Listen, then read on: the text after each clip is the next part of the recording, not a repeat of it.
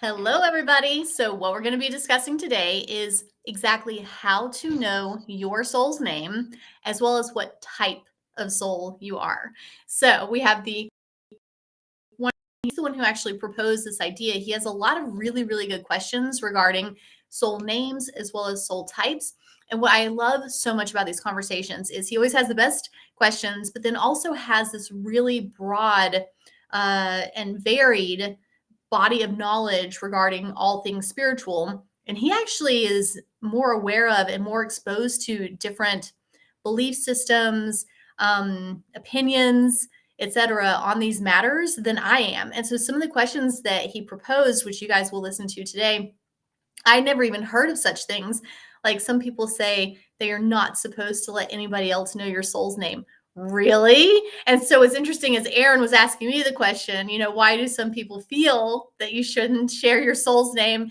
Meanwhile, I'm over here going, is that a thing? And I do have some opinions on that, but I don't know. I guess that's my main answer is I don't know why but I do have theories on it. I have theories on it. So we'll talk about that. We'll also talk about, again, how to know your soul's name as well as your soul's type, plus discuss the different soul types that are out there that we know of. I'm sure there are even more. And before we do that, let me go ahead and patch in Instagram. Hopefully they'll be able to join us today. Oh, yeah, Instagram is in. That's very good. Okay, and what's also fun about these chats is that Aaron, again, best conversationalist, so there are going to be things that come up every time that nobody sees coming. And he brought up something right before we went live that I thought this is so interesting because I was actually thinking the same exact thing that he brought up just a few moments ago.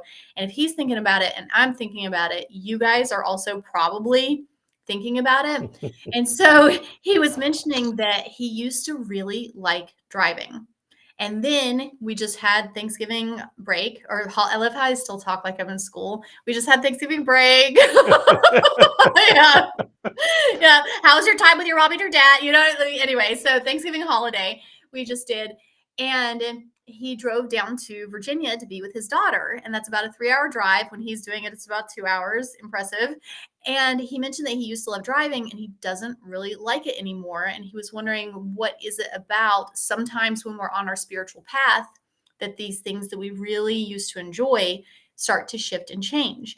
And I was thinking the exact same thing, except my thoughts were around a show that I watched years and years ago that I wanted to revisit and watch again. And I just watched a few episodes of it this week, and I really actively dislike it now.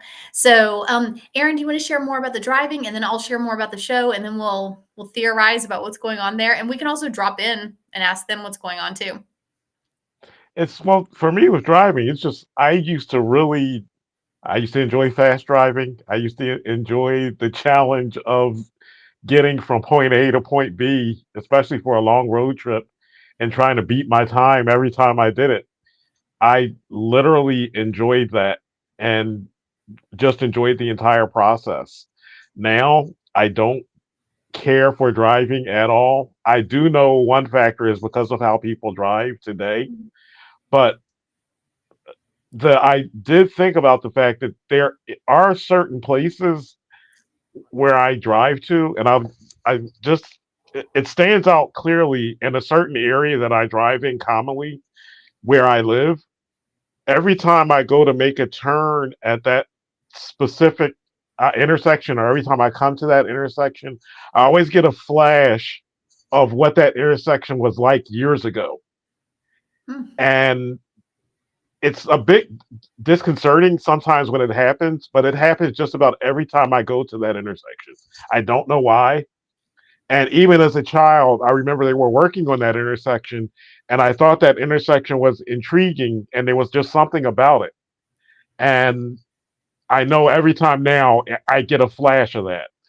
I think that may have what I'm picking up also in driving is it may be that I just don't see things the same way that I used to.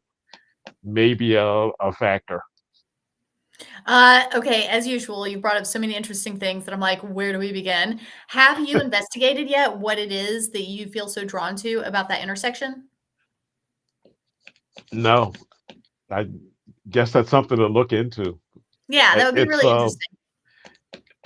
it's an intriguing thought. I never really even thought about digging into that. I mean, there are a few potential things that are going on, right? So there could be, I mean, this is Pennsylvania, and Pennsylvania has a very rich history. And so who knows how many different battles were waged during, in that part of Pennsylvania. So I do wonder, did something happen in a past life in that area? There's that. There could also be something that was very intriguing to you when you were smaller, right? So something that you are connecting back to from that time in early childhood. Another thing that I was just thinking about that I had forgotten about until just now is that sometimes, I'm not saying this is what's happening with you regarding the intersection or regarding the driving, but it is an interesting theory that I think people who would be in would enjoy knowing.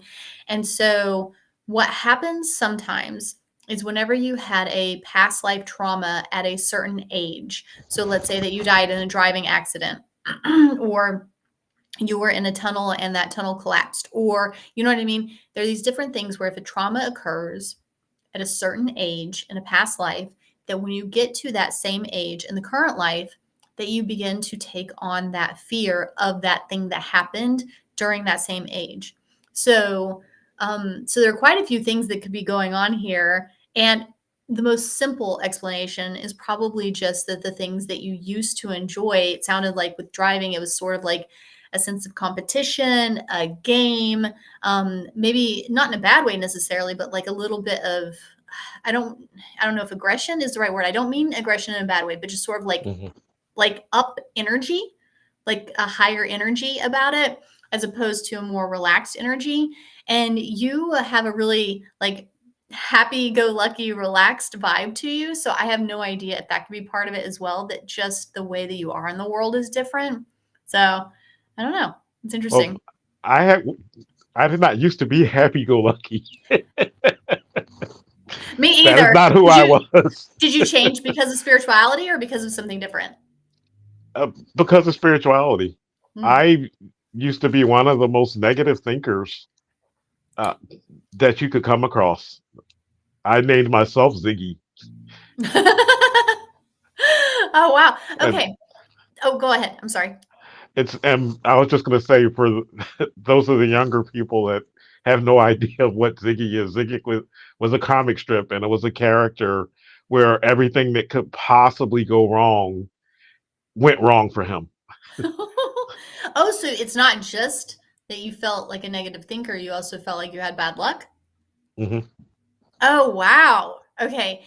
Now that you are a more positive thinker, do you feel like you have better luck? Or at a minimum, you can see the silver linings to the bad luck? In all things, I always find the best of what that situation is presenting, Yeah. no matter what it is. I always try to look at things from the positive light because if I'm stuck in traffic, I'm stuck in traffic because it's preventing me from being in an accident or further ahead. Hmm. I always challenge myself with those things, and the just overall everything that happens for my greater good. As difficult as it may be, I try to always look at it in that manner. And then the other thing is just I don't stay in that mode of thinking. So the and for sometimes I think it's also creating your reality. So if you're expecting something to go totally awry when you're going into the situation, you're creating that situation and it's going to go totally awry. And Hmm. I think that's what happened for most of my life because that was how I looked at things. Now I look at things and say, even if it goes awry, I don't focus on the fact that it's gone awry and I don't expect it to go awry. Do things still go awry? Yes, it happens a lot, but it's not because I'm expecting it. It's because it's keeping something else from happening that is for my betterment. One of the a bit of scientific research that I really appreciate, a study that's out there, is it demonstrated how optimistic people actually do have better luck and greater fortune. And pessimistic people, of course, have the opposite. And the way that they tested that was they had a group of participants, study participants, that came in And the participants thought that what they were participating in was just research regarding personality types, right? And so they were there filling out something like a Likert type scale assessment. And what the assessment was measuring is, are they more on the optimistic side of things or the pessimistic side of things? So the participants thought that was the one and only element to the research study. It wasn't. That was just part one of two. The second part that the participants were unaware of is that they were taking that initial assessment in building A, but they were then sent to building B for, I don't know, maybe additional paperwork, maybe to get paid, maybe, whatever it was, there was some reason that they had to go to building B.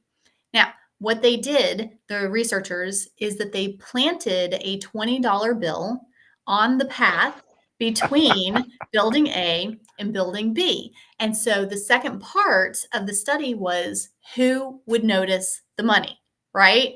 And I know it's not a surprise, but with statistical significance, the optimistic people absolutely found the money much more than the pessimistic people. So Wow. it's not just, yeah, because I think we could all rationalize, like, oh, if you're a negative Nancy and you're kind of crabby all the time, like, of course, you're probably going to have worse luck, which, could just be less opportunities because less people want to hang out with you, less people want to offer you things, less people, you know what I mean? So there's that whole, like, if you're crabby, less people want to do nice things for you because they just don't really want to be around you, right? So yes, there's that element, but there is also the element where negative people are literally unable to see opportunity, literally unable to see the good things that are tangibly around them, like that dropped $20 bill. And I think that there is something about that. If you are pessimistic, that means that you're on high alert or some kind of alert, you're on some sort of alert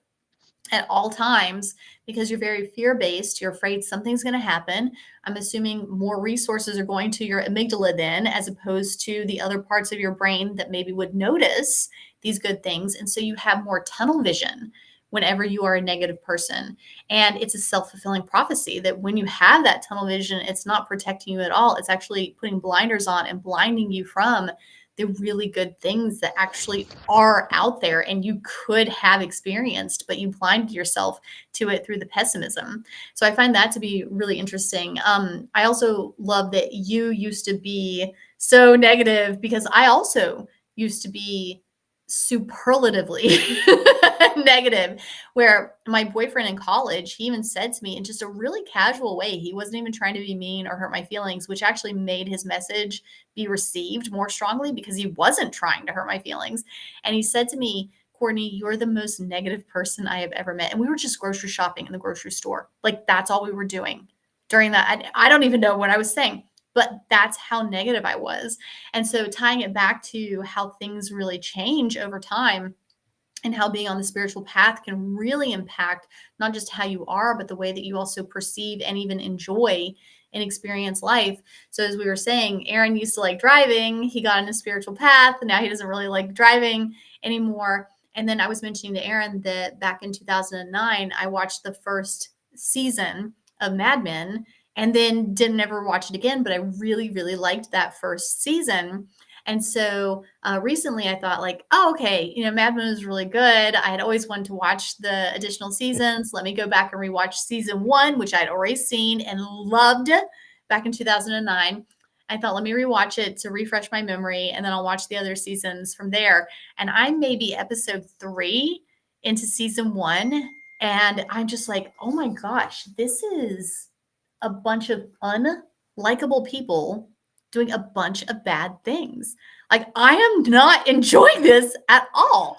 And so your driving example is a little bit more of a mystery than mine. Like, mine's very obvious, where I just don't like the idea of unlikable people doing bad things. Like, there's nothing entertaining to me about that. And so, and by the way, if anybody's out there and they're like, I love Batman, no judgment. I love Mad Men too. It just, there's something, we're all supposed to enjoy different things. There's something in me that at this point is just so hard pass, no thanks. And it's not that I necessarily avoid things that are more challenging. I also watched Chernobyl, which is an HBO miniseries, and it's about the events in Russia back in 1986. And that is an extremely good. It's only 5 episodes, which I like. That's brief, but it's really, really well done. And I feel like I'm learning because it's about history.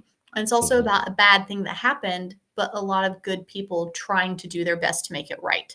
And so that to me was inspiring, as opposed to just like why am I watching a bunch of people just do bad stuff and say bad things? And so yeah, so I think probably when you become spiritual, you're a bit more judicious about how you spend your time and what you put your attention on.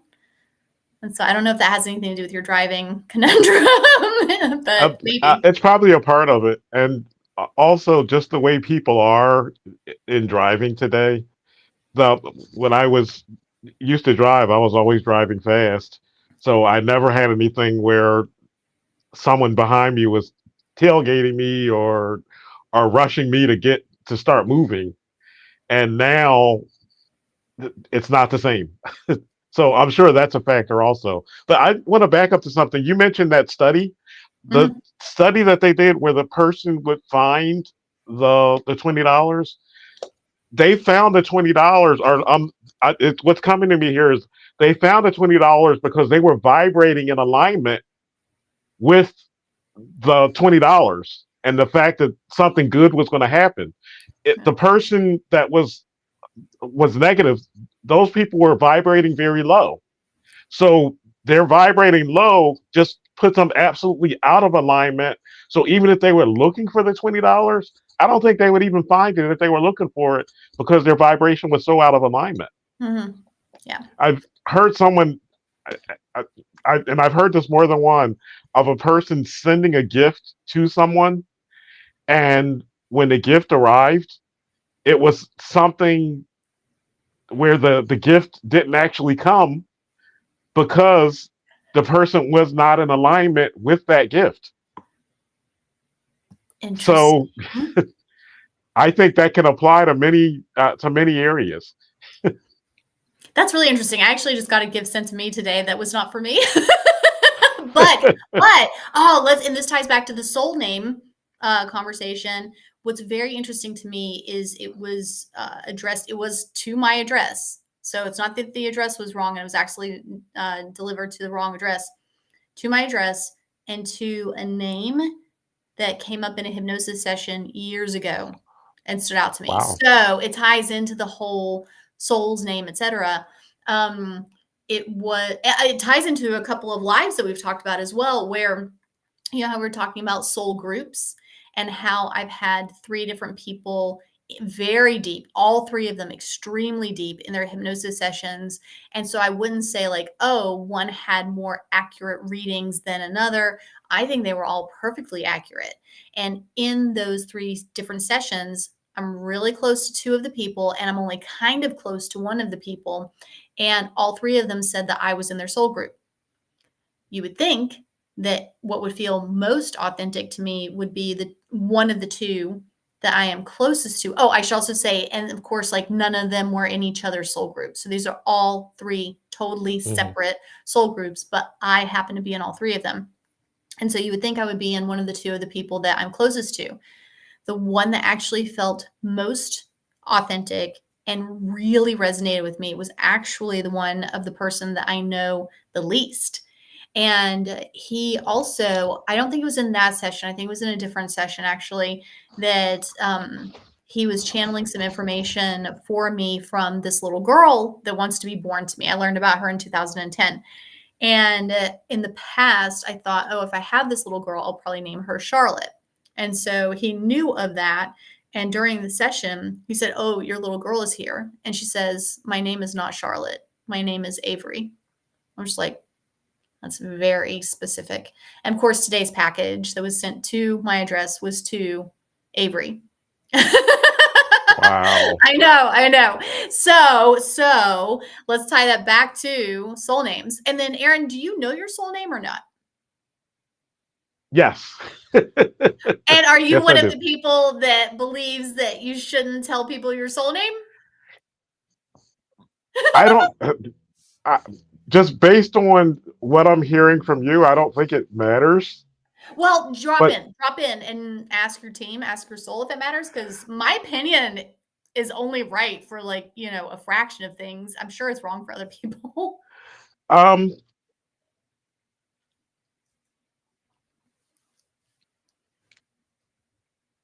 I'm getting that it's okay. Okay. However, I'm also getting that it could be a pseudonym also. Mm-hmm. Um, because when you get down to it, a soul name or what we use for a soul name, probably it's not a name or a vibration that actually resonates Mm-hmm. with the human voice or mind.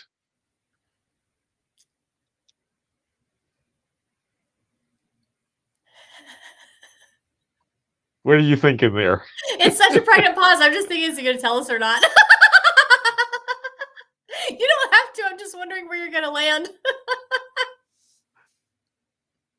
I'm not getting anything further than that, on that. I mean, everything. So actually, everything that we get is on the level of what we can actually put forward as far as a name or vibration of of that information. So just based on that, what I would think for the and what we'll back it up. The question that I had posed to Courtney was if there's a legitimate concern for individuals have or there's a group of individuals that feel that your soul name should never be shared. And that was one of the first things that I had heard in discussions of souls. What was the reasoning? And again, I'm not saying that I'm right because I tend to be much more relaxed about things. I assume that we are super, super protected. So I guess maybe if you are fearful, not you personally, but just one in general, like if one in general is fearful of that, maybe there is a reason why. But I don't feel any hesitation about sharing things like that. And I have a Uh, funny story to share with you after you uh, it's share what you learned. it's well, my understanding of it is that the people that feel that way feel that it's something that can be used against you Mm. and used against your soul in some manner.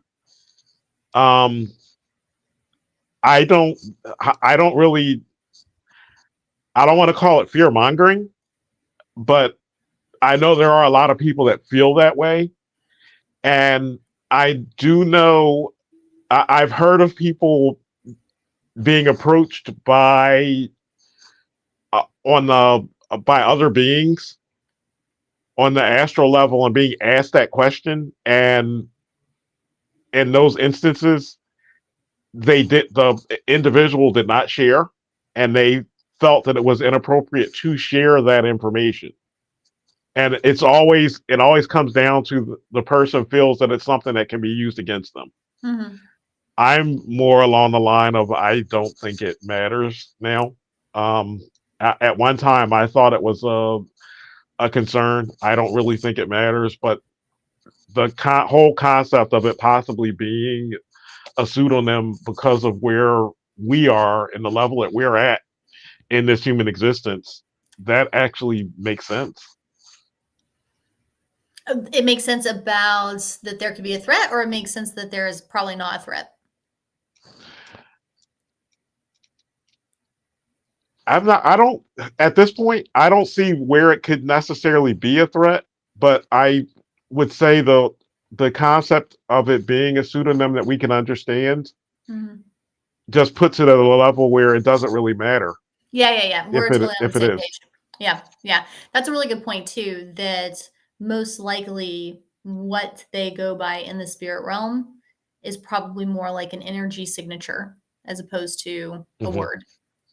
So, and then I mentioned before in another live that I think that there are really cool Easter eggs that we all have. So these hidden meanings that are really, really special. So I encourage everybody to look up the meaning of their first name, their middle name, their last name, and then once they know their soul's name, to look up the meaning of their soul's name if there happens to be an earth meaning, because what you will find is really, really interesting 9 times out of 10. And then the funny thing that I wanted to share that I alluded to earlier is that I think that there's also a group of people that believes that if you find out you're a primary spirit guide or spirit animal, that you're also not supposed to share that. Hmm. And so what I think is funny about that, and again, I'm not trying to Probably the be same people.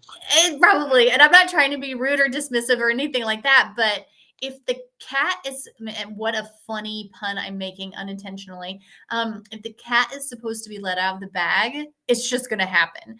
And so I used to have an in-person meetup when I was in Northern Virginia. It was really fun. We had book clubs, we had in-person group hypnosis sessions. We had all these great things that we did. And then for whatever reason, during one of the meetings, we did it on Zoom, which allowed more people to attend. And when we were on Zoom, we were talking about telepathy, right? And this was several years ago, so I was just starting to get kind of comfortable with being able to say out loud the more psychically inclined things that I have access to, right? I think actually we all have access to. I don't think I'm special in this regard at all. And so one of the people, she was like, "Oh, well, Courtney, what are you getting for me?" And I was like, "Oh my God, like, I don't want to do this, but I'll do this. Okay, fine. Let me just like drop in and see like, what am I getting for her?" And I just saw so distinctly this big cat, like a puma, panther, mountain lion, like that type of big cat up in a tree. And I'm pretty sure the color was black. Um, and it was one of those things where I didn't really know what it meant and it didn't make a lot of sense. And we weren't even trying to get her spirit animal or anything like that. She was just like, "What are you getting for me?" And so I'm seeing this big cat patiently sitting on this big tree branch and or lying, like the way that they kind of lie on their stomach on the tree branch. And it like the image never moved from there. Like it was just that the entire time. I was like, well, I guess I have to say this because I'm getting absolutely nothing else. And so I said to her, I was like, this is the thing that I'm getting for you. And she goes, "Wow, okay." I was like, "Please tell me that means something, because I don't know what that's supposed to mean." And then she goes, "That's actually my spirit animal. And I was told to never tell anyone what it is." I was like, and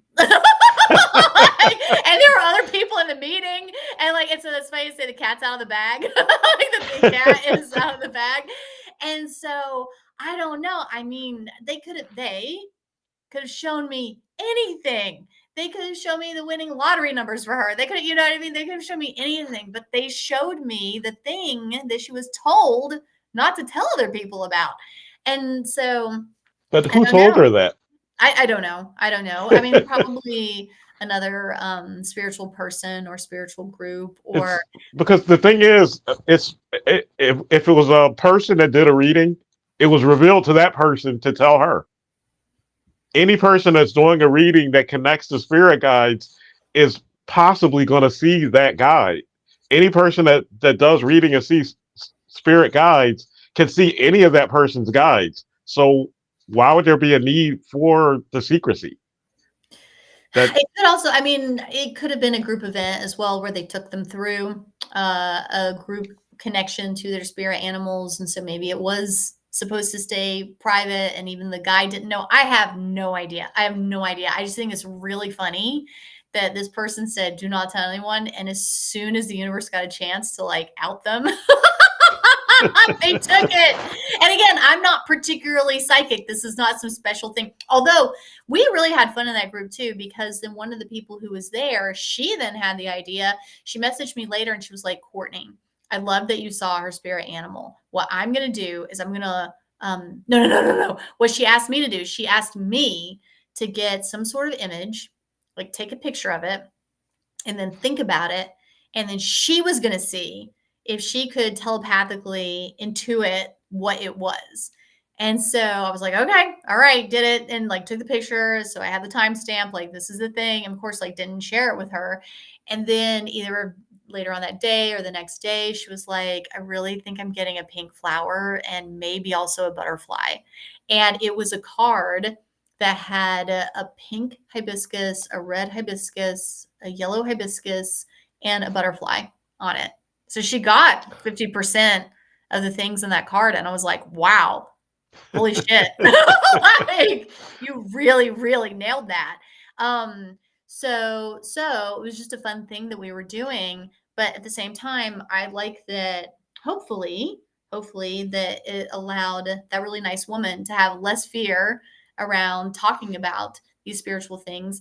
And I mean, I understand. I use, even though I used to be a negative person, I used to also really resent pessimistic people because I always thought that they were like killjoys and naysayers. This is when I was a lot younger, like in my 20s. And then I eventually read something that really softened my heart around the pessimistic people. And what I read was that the reason that the people are negative and they're pessimistic is because they have been hurt and they don't want to get hurt again.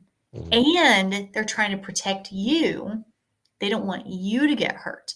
And so they're actually using that negativity and that pessimism as in their mind, in their heart, they're using that as a way to protect themselves and to protect you. And so as soon as I read that, I was like, oh, these poor people, like they're just trying to protect everybody. Like it's Mhm. coming from a good place. It's just manifesting in this like frustrating, like, we're just trying to have a good time. Like, why are you being so worried about everything? It's like, oh, they're actually trying to protect us. Um, and so I don't want to be really dismissive or flippant about their version of protection, but at the same time, it does seem like it's probably just fear based. Um, that probably it's okay to share a soul's name and different bits of information. But at the same time, I think if anybody ever feels a lot of hesitation or nervousness around it, follow your heart, follow your intuition. Like if Mhm. you're feeling nervous or hesitant about it, there's a reason. I don't know what it is, but you should treat it as valid and then just trust those nerves and just, stay quiet. Like you don't have to talk about things that you don't want to talk about. So, and then what's funny too, as far as the soul name, is my soul feels more like a collective as opposed to an individual and has more of a masculine energy, which I find to be interesting. And so my team, the soul name is On Soul, and they actually do care about the pronunciation, which I find to be very fascinating because I assume all things spirit realm, all things spirit guides, all things soul, like I would think that they would be above something that I find to be so insignificant as a pronunciation of something. Like people call me Brittany all the time, and I'm like, I'll answer to Brittany. Like, I don't care, whatever. Corey, I get called Corey. Like, I don't care, whatever. It's not a big deal to me. But my soul team, if it's pronounced Ansel as opposed to Onsel, like I can feel them bristling. Like, why do they care about that so much? And I did a little bit of research, and I suspect that it's because the original pronunciation of Ansel ties back more to the original name meaning, which means of divine protection. And I think that it's kind of like if I was going around mispronouncing a word so much that it lost the meaning, that maybe they're trying to protect the meaning and the energy of the name. I'm not sure, but that's my theory about it. So, what are you actually feeling when someone's mispronouncing your soul's name? It's a bristling feeling. It's kind of like an annoyance, like a tensing or a tightening. So, are they saying correct them, or it's just you feel the tenseness? Are you supposed to Well, correct them, or do you just let it continue?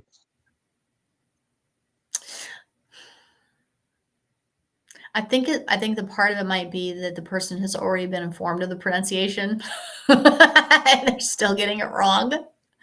So, like it was pre-corrected. Like it was pre-told what the pronunciation is. And so, I don't know, I'm kind of 50-50 on if I do a second correction because I even will tell people in advance like, yeah, they care about the pronunciation. Like I try to be proactive about it. Okay, so what's the correct pronunciation? Ansel. Like Ansel. Ansel. Yeah. Instead Okay. of Anne. Yeah, because modern day people, they pronounce it Ansel. Like that's how you say it. But it's not, it's Ansel. Like on. Think of it like O-N. Like O-N. Ansel. Ansel. Yeah. Yeah. It's an easy way to remember it. So yeah, I don't think I would care, but I care on their behalf. And I was about to say they're pretty relaxed about most things. That is not true. They're not. I was like, why am I giving them credit for that? Anyway, not true. Um, okay, so for everybody who's out there, oh well, okay, Aaron, how did you figure out your soul's name? So let's go ahead and it's share with people how they can learn their soul's name. it's well, I had it when we did a SEH session, which was Oh, is amazing. that when you first learned it? Yes, Oh, that was when I first learned it. I'm so used to being involved in really incredible, powerful, magical things that I forget that I am the witness of this. Sorry. I know it. Now I'm like, oh, I must have it written down somewhere because I always write the soul's name in my notes. So I'm like, I do know what it is, and it's written down and on it, this desk. and it's Rash. Really? Now You I'm don't I remember? know. Now I'm gonna be like flipping through my things. I don't remember that at all. That's so funny. Okay, That alright, is funny. I'm not gonna yeah, well, okay, and then I have a lot of clients who tease me about how bad my memory is for the sessions, and then I eventually like, when I have repeat clients, I have to tell them where I'm like, "Listen, I do not remember the vast majority of what happens in these sessions," and Mhm. then I say I had one client, a repeat client, who I said, "Listen, I have a confession, like, I don't remember most of what happens in these sessions," and she goes, "Oh, that makes perfect sense." I was like, "Tell me why, because I've been feeling guilty about this." And then she goes, "Well, you need to be a blank slate for each session. Like, you're going to be a much better teammate and practitioner if you're not carrying all of the information and energy and weight of every session that has preceded the one that you're facilitating." I was like, "Thank you. I will be using that excuse from now on." But what's really interesting is I have a much, much, much better memory in the session while I'm facilitating the session. Like we can have 5 different branches of there was something we're supposed to address back here, and then it branched this way, which also branches that way, and that, and I can tie it all back. Like I can make sure that I get back to every open thread throughout the session. Like my memory is not like that normally, but in the session, it is just on point. And what's funny is whenever I get back into the session with the person, like when we're having the pre-talk, during their follow-up and they're like, remember this, remember that. I'm like, I don't. But then once we're in the session, It then comes I back. start to remember, yeah, it comes back, which I find to be really, really interesting. And then we can start to tie these things back together. So there's a chance that, if we did a follow-up that I would then yeah, your dragon is starting to come back to me now. See, like even as we're starting to talk about it, I'm like, okay, like it's starting to come back in. Um, okay. All right. All right. So for anybody who's wondering how to find out their soul's name, so yes, of course, you can have a soul empowering SEH hypnosis session. That's one very easy way to do it. But then also, and Aaron has banged this drum before, and I think it's a really good drum to bang. And so I'm going to do it as well.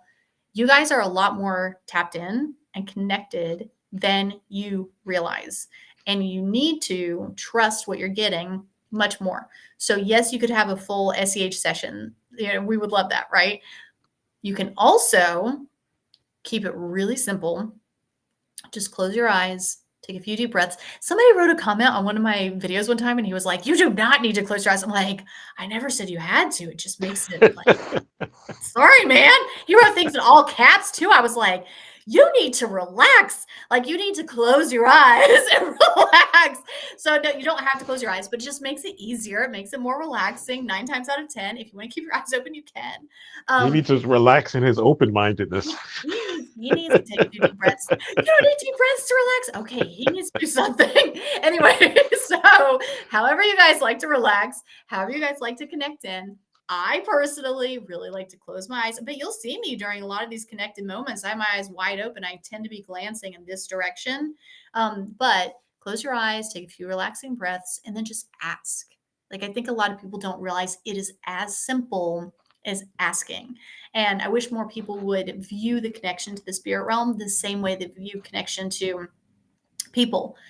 All you have to do is just dial a phone number, ask the question, you get the answer, right? So spirit realm, very, very similar. Just close your eyes, take a few relaxing breaths, and ask, what is my soul's name? What does my soul like to go by in the spirit realm?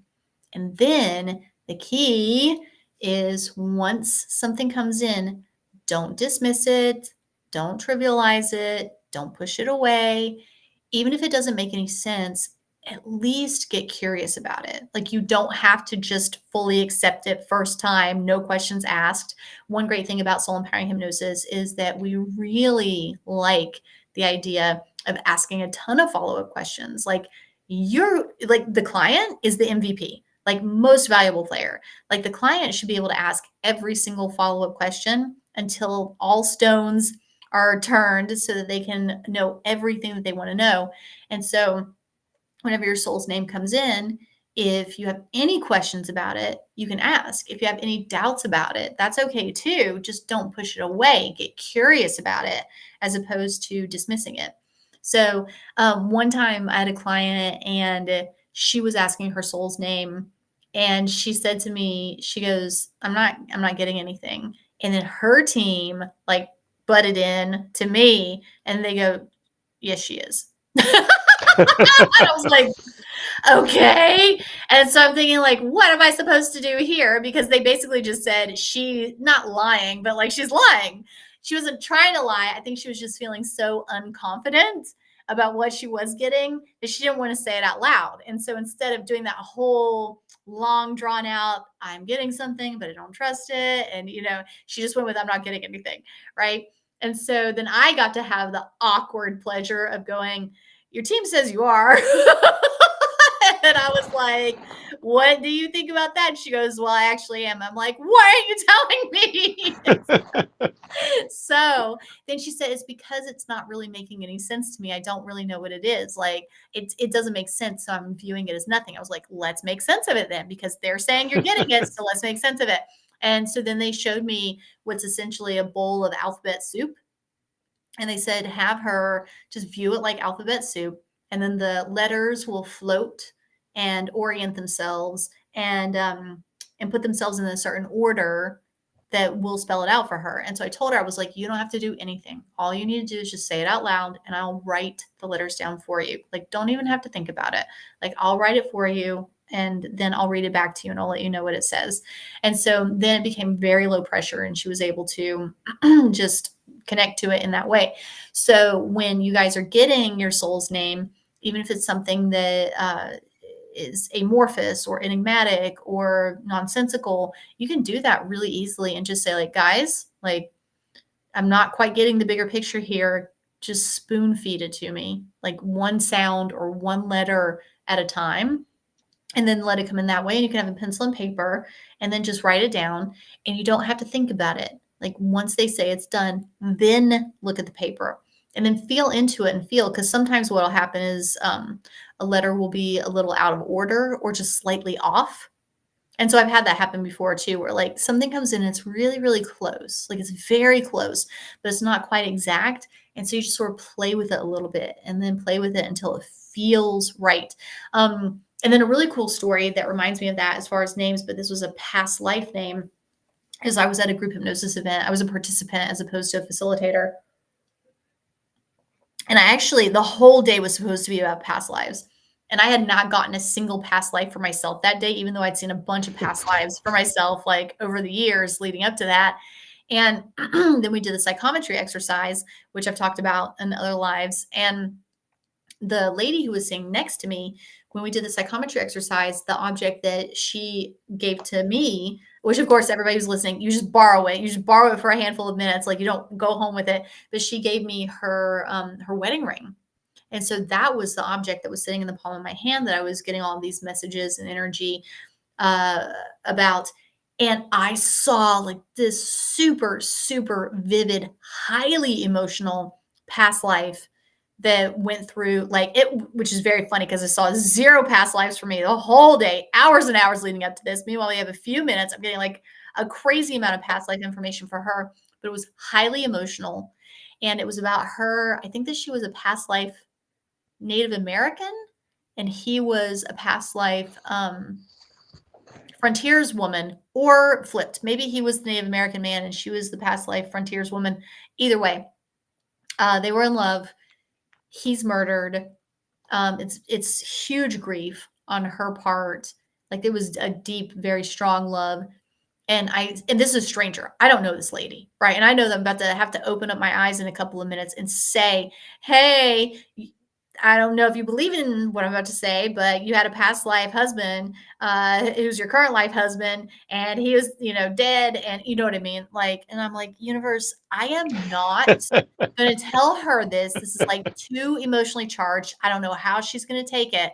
I am not going to tell her this unless you can give me something that is just concrete evidence that what you're telling me is right. It's accurate. It's real. Like you have to give me something that's beyond a shadow of a doubt. And as soon as I said that, they started to send this series of names to me. And they went, Ralph, pause, Randolph, pause, Rudolph. What? And then they just kept cycling through it. Ralph, Randolph, Rudolph. Ralph, Randolph, Rudolph. And I was just like, okay, all right, well, they are really specific about this. And so I told her, I was like, hey, got a very emotionally charged past life. I said I wasn't going to tell you unless they gave me some sort of concrete evidence that it's definitely accurate. And then they just kept saying at me, Ralph, Randolph, Rudolph. And her eyes get really big. And she goes, okay. My husband, up until the age of about 6, when he would meet anybody, he would correct what they were saying was his first name. And he would say, no, my name is Randolph. I'm sorry, Rudolph. My bad. Rudolph. My name is Rudolph. And which of course is like a German first name, right? Mhm. And I think that the reason that they did that is if they had just started with Rudolph, my brain would have gone straight to reindeer, straight to Christmas, straight to the holidays. You know what I mean? I wouldn't have gone in the direction of first name at all. But if you give me Ralph and then Randolph and then Rudolph, now my brain is going first name, first name, first name, first name, first name, first name, right? I'm not going holidays with it. And so yeah, so that was a way of them giving me, somebody could go, well, there's a wrong name, right name. But I'm like, no, no, no, no. They needed to ease me into, this is about first names. This isn't about Christmas. So, but yeah, and you feel it, right? You feel it, you allow it, and then eventually one thing will stand out more than the others. So, Aaron, anything more about names, or shall we talk about soul types? Let's get into soul types. What do you know about soul types? I don't know much about that What actually, inspired the question? because there's for most things that we deal with, there's a series of common threads that fit our common threads or archetypes that fit what they are. So I would assume that would apply to souls as well. And everything at different levels is, as I said before, a fragment of something else. So it would make sense that there would be some type of pattern for the souls. Yeah, I'm going to answer this in a variety of ways about the different soul types, and I want people to think about it where none of us are ever just one thing, right? So if you look at me, you could go, oh, okay, female. You could also go Washingtonian. You could also go hypnotherapist. Like I am all three of those things, right? Even though you don't have to be all three, but I am all three. It's the same thing whenever it comes to the souls and the soul types. So you could have souls from different realms. So maybe you got a soul from the angel realm or the dragon realm or the fairy realm, etc. And those can be hybrids. So it doesn't have to be just, oh, well, if you're a dragon, you're a dragon. No, like there can be overlaps in things, right? So that's one description of a soul type. But then you could also have another description of a soul type, such as some souls are primarily educators or explorers or architects or creators or, you know what I mean? Like there are these different personality types, if you will. And Hmm. so So it's the same advice from before. Yes, you could have a soul empowering hypnosis session. You could find out what soul type or types you are, but you could also just, again, close your eyes, take a few relaxing breaths, and then ask the question. And we've been talking a bit about in previous lives about clairvoyance, clairsentience, claircognizance, clairaudience. And so let the answer come in however it comes in. Like, let's say that you're from the angel realm. And guys, don't get humble. Like, do not get modest. Don't get bashful. Like, just let it be what it's going to be. And if you find out that you're an angel, like, that's really cool and actually not that uncommon. So sometimes people are like, oh, like, it can't be, that's so special. I'm like, it is special, but it's also fairly common. So like, it's okay. Like, it's okay. You can be one. Um, and let's pretend that the person gets the answer angel, right? They're from the angel realm. Well, you could see that coming in as maybe they hear the word angel. Maybe they feel the wind of the feathers of the wings, right? Maybe they feel a tingling in their wings and their back. Maybe they see an angel. You know what I mean? They're all, maybe they just know that it's angels. So there are a wide variety of ways that they can be told that that's what they are. So to honor all of those clairs, because the answer could come in a way where they are not expecting it. So for example, I'm not clairaudient 99% of the time, but some of the most powerful things that I've received in the past, it was clairaudience actually. And it was super, super rare for me. So Aaron, how would you recommend that they find out what their soul type is? I don't. What you're saying makes sense. I don't know anything about the soul types. But what you're saying makes absolute sense, and it fits. But I want to back up to something. Does your soul type, does the soul's name have anything to do with the soul type? Well, what's funny is on one hand, I want to go, no, probably not. But then I did tell that very hilarious story where when I found out that part of my soul type is angel, and this was back when like I only ever knew of one other angel.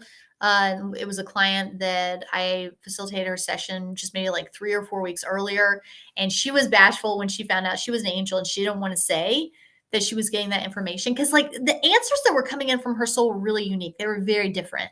And so eventually I asked that question. I was what realm are you from? Like, what type of soul are you? Because the answers were so different. And she was like, oh, I don't even want to say it out loud, but I'm from the angel realm. Like, I'm an angel soul. And then I very casually was like, well, somebody's got to be, right? And then I found out 3 or 4 weeks later that I'm also from the angel realm. I was like, no way. And then they were like, remember the good advice that you gave? You said somebody's got to be. And so that's why I'm paying it forward to anybody listening now. Like, if you find out that you're an angel soul, don't dismiss it. Don't think that you're an egomaniac. Don't think that it's too weird. Just remember, somebody's got to be, and we need teammates. So it's not like one angel comes down here and that's it. Like, we need teammates. So there are going to be more of us. Anyway, but what's funny is when I found out about that, the thing that I thought immediately was, Ansel, we're an angel? And as soon as I said it like that, I was like, oh God. It's so similar, right? And if you draw the letter G for angel and the letter S for Ansel, it's even the same word. Because the G and the S, like if you get a little sloppy with your G, it looks like an S. So I find that to be really interesting. Um, and then Aaron, did we ask what type of soul It's you are? I mean, we know that you've got the O in Aaron, so there's a decent chance that you're of the dragons. no, I don't think we asked, but for the name that actually makes sense Mhm. for the name. And I mean, it's something I'm going to ask. How many different soul types is there? I don't know. I'm sure that it's probably not that different than if you were to say how many different types of people are there.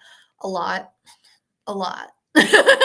So, and again, it could be like so many different categories as well, not just personality type or like is angel and ethnic backgrounds. Like, what do you call that? The different types of backgrounds, right? um and then one thing that I want to make sure that I say, because you mentioned in one of your questions that there can be like trickster, prankster souls. I want to mention this as well, because I don't know that enough people realize this. hypnosis sessions can be really, really funny, and spirit guides can be really, really funny. Now, here's the thing. I assumed early in my career, I assumed that was actually just a really common thing, and that was how it was. Because if I've got a soul, a spirit guide coming in, they're cracking jokes the vast majority of the time. Like something funny is going to be said, right? And I was 4 years into being a hypnotherapist, and I was facilitating a session. And this was at the tail end of MHT training, where a ton of session swaps were being done back and forth. And and I am. I digress. Anyway, so it's right. I was about to say the ton of session swaps, but then I realized it's because people kept asking to have sessions with me. So it's not that the training had a ton of session swaps; it's that I was having a ton of session swaps. That just dawned on me. Anyway, but this one woman at the very end of it, she said, "I have to have a session with you before we go home. Like, I don't want to miss this opportunity." And so, like, bags are packed. Like, the bags are just sitting next to her bed, and like, we're having this session. Like, we're all about to get kicked out. Like, checkout time is coming. And so she had just received a bunch of sessions. She had a lot of sessions in her life as a client. And in the first few minutes of the session, she goes, "Huh, they're being really funny right now."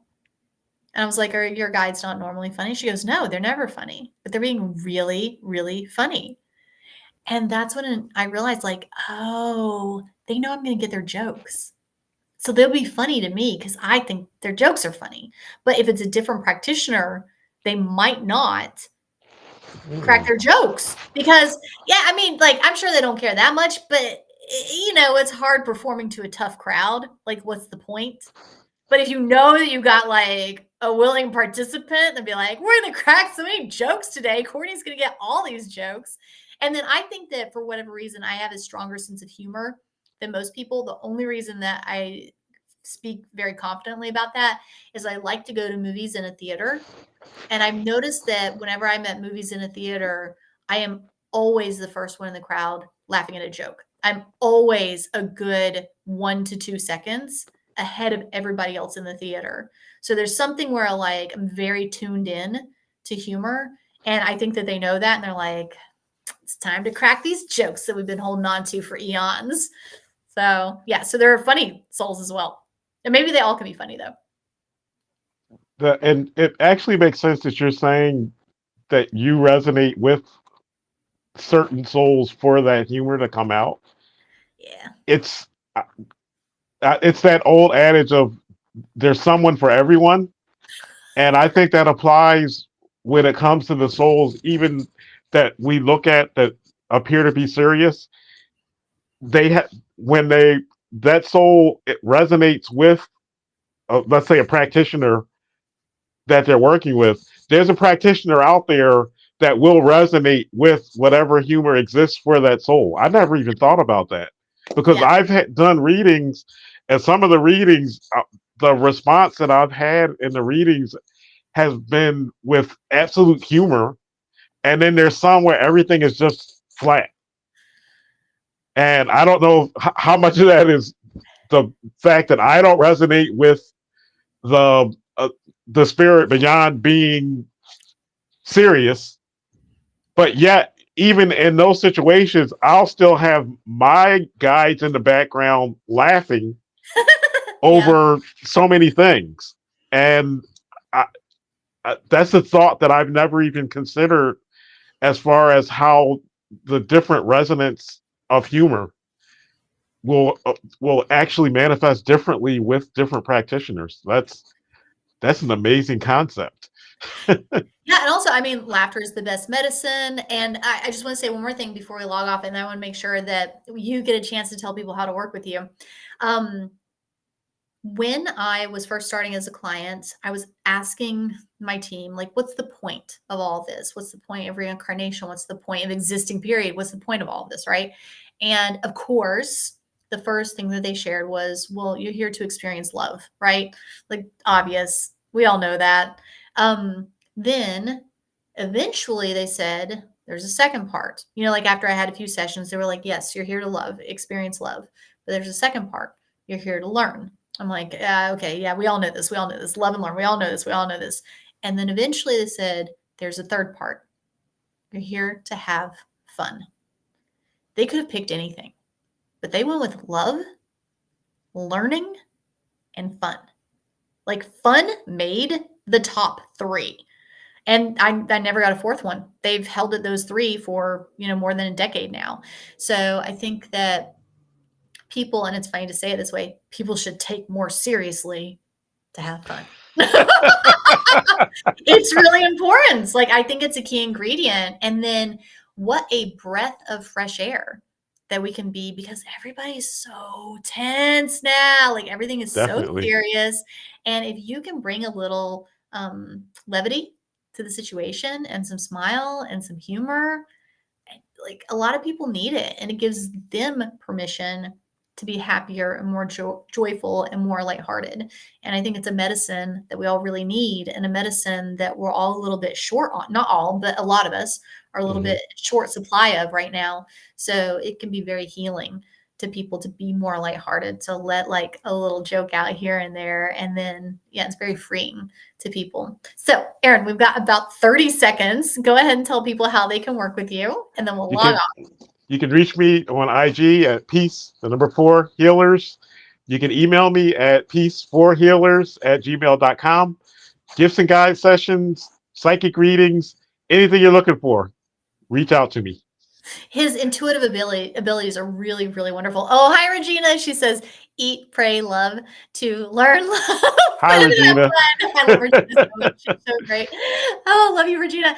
Okay. And then if you guys want to get the Soul Empowering Hypnosis certification training, just go to CourtneyStarkey.com. You can also book one-on-one sessions with me there. And then also we're about to have a group hypnosis session coming up in just a few days. And so you can join the group hypnosis membership, where you get to meet not just me, but then a bunch of all other really, really cool people, while we get to experience a powerful group hypnosis session and psychometry, which I talk about all the time.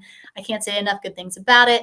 You can do that during the group session as well. And it's all online, so you can log on from anywhere in the world. CourtneyStarkey.com. Okay, Erin, you're the best. Everybody, love you guys. We're going to be doing this Love again. you, Courtney. Love you too. We're going to be doing this again. Liz and I will be having the next live on Friday in just a few days. So I hope everybody tunes in then. And guys, remember, you can always type in questions and you can ask them during these lives. We can see them coming up. So that way we can answer any of your questions. So see you guys on